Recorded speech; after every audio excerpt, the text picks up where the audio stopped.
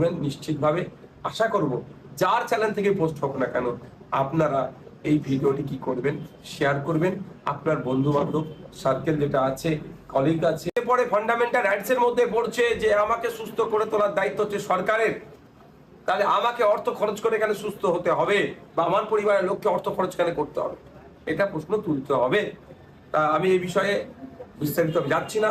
আমি অনুরোধ করব যে 9 কোটি টাকা এই বাচ্চাটিকে বাঁচাতে, সুস্থ করে তুলতে লাগবে। তাই বলবো, আসুন বাংলার মানুষদেরকে বলবো, বাংলার বাইরে যারা আমাদের ভিডিও দেখছেন তাদেরকে বলবো, পরিবারের ব্যাংক অ্যাকাউন্ট ডিটেলস পরিবারেরই থাকবে। আপনারা আপনাদের মতো করে এই ভাইটিকে এই এবং শেখ সাহিল আমাদের বাবুটিকে সুস্থ করে তুলতে আপনারা সাহায্য করুন, সহযোগিতা করুন।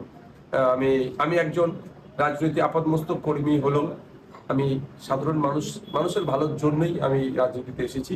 যদি আমার এই ভিডিও করার জন্য কিছু এই ভাই পরিবারটি শেখ সাহিল যদি সুস্থ হয়ে ওঠে, সেটাই হচ্ছে আমার কাছে বড় পাওনা। তাই যারা আমার এই ভিডিওটি দেখবেন তারা তো সহযোগিতা করবেন নিশ্চিতভাবে। আশা করব যার চ্যানেল থেকে পোস্ট হোক না কেন আপনারা এই ভিডিওটি কি করবেন, শেয়ার করবেন। আপনার বন্ধু বান্ধব সার্কেল যেটা আছে, কলিগ আছে বা চাকরির ক্ষেত্রে যারা যেখানে আছে তাদেরকে আপনারা এটা শেয়ার করবেন, তাদের কাছে পৌঁছাবেন। নিশ্চিতভাবে মানবিক দৃষ্টি থেকে তারাও তাদের 1 টাকা হলেও মানবিক দৃষ্টি থেকে আর একাধিক টাকা হলেও তারা দিয়ে সহযোগিতা করবেন, এই আমি আশা করি।